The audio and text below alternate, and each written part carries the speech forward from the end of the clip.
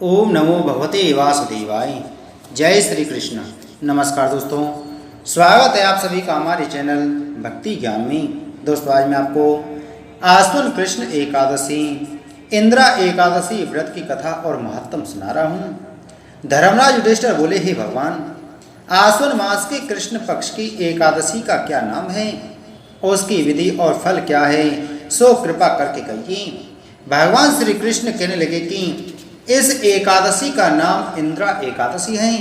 इस एकादशी के व्रत करने से समस्त पाप नष्ट हो जाते हैं तथा नरक में गए पितरों का उद्धार हो जाता है। इसकी कथा को सुनने मात्र से वाजपेयी यज्ञ का फल मिलता है। सतयुग में महिष्मती नाम की नगरी में इंद्रसेन नाम का एक अत्यंत प्रतापी राजा राज्य करता था। एक समय जब राजा अपनी राजसभा में सुखपूर्वक बैठा था, तब महर्षि नारद आकाश मार्ग से उतरकर वहां आए। महर्षि नारद बोले कि हे राजन, आपके राज में सब प्रकार कुशल तो हैं। मैं आपकी धर्म परायणता देखकर अत्यंत प्रसन्न हूँ। तब राजा ने कहा, हे महर्षि, आपकी कृपा से मेरे राज में सब कुशल पूर्वक हैं। इस पर नारद जी कहने लगे, हे राजन, मुझे महान आश्चर्य हो रहा है। एक समय जब मैं ब्रह्मलोक से यमलोक गया था, तो उस जगह यमराज की सभा के मध्य मैंने तुम्हारे पिताजी को बैठा देखा था। तुम्हारा पिता महान ज्ञानी, दानी तथा धर्मात्मा था। वह एकादशी का व्रत बिगड़ जाने से यमलोक को गया है।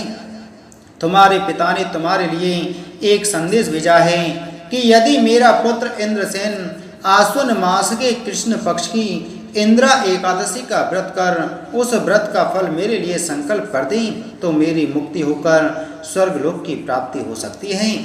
जब राजा ने महर्षि नारद जी के इन वाक्यों को सुना तो उसे महान दुख हुआ और उसने कहा, हे महर्षि, आप इस व्रत की विधि मुझसे कहिए। नारद जी बोले, हे राजन, आश्विन मास के कृष्ण पक्ष की दशमी के दिन प्रातःकाल श्रद्धा सहित स्नान करना चाहिए। इसके पश्चात दोपहर को भी स्नान करना चाहिए। उस समय जल से निकलकर श्रद्धा पूर्वक पितरों का श्राद्ध करें और एक समय भोजन करें। रात्रि को पृथ्वी पर शयन करें। दूसरे दिन अर्थात एकादशी के दिन प्रातःकाल दातुन करें और स्नान करें। उसके पश्चात भक्ति पूर्वक व्रत का संकल्प करते हुए कहे कि मैं आज निराहार रहूंगा और समस्त भोगों का त्याग कर कल भोजन करूंगा।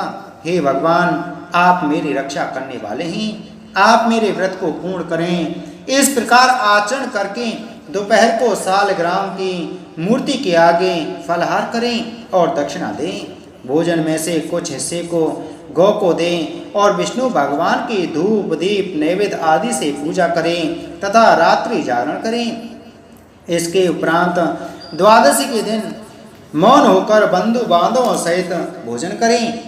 वह यही इंद्रा एकादशी के व्रत की विधि है। हे राजन, यदि तुम आलस त्याग इस एकादशी के व्रत को करोगे तो तुम्हारे पिता अवश्य ही स्वर्ग को प्राप्त होंगे। महर्षि नारद राजा को यह उपदेश देकर अंतर्ध्यान हो गए। राजा ने इंद्रा एकादशी के आने पर उसका विधि पूर्वक व्रत करने से आकाश से पुष्पों की वर्षा हुई और राजा का पिता यमलोक से गरुड़ पर चढ़कर स्वर्गलोक को गया। राजा इंद्रसेन भी एकादशी के व्रत के प्रभाव से इस लोक में सुख भोग कर अंत में स्वर्गलोक को प्राप्त हुआ। श्री कृष्ण भगवान कहने लगे कि हे धर्मराज युधिष्ठिर, यही इंद्रा एकादशी का महत्व है। इस कथा के पढ़ने व सुनने मात्र से ही समस्त पाप नष्ट हो जाते हैं और अंत में स्वर्गलोक की प्राप्ति होती है। बोलो एकादशी महात्म की जय। बोलो विष्णु भगवान की जय।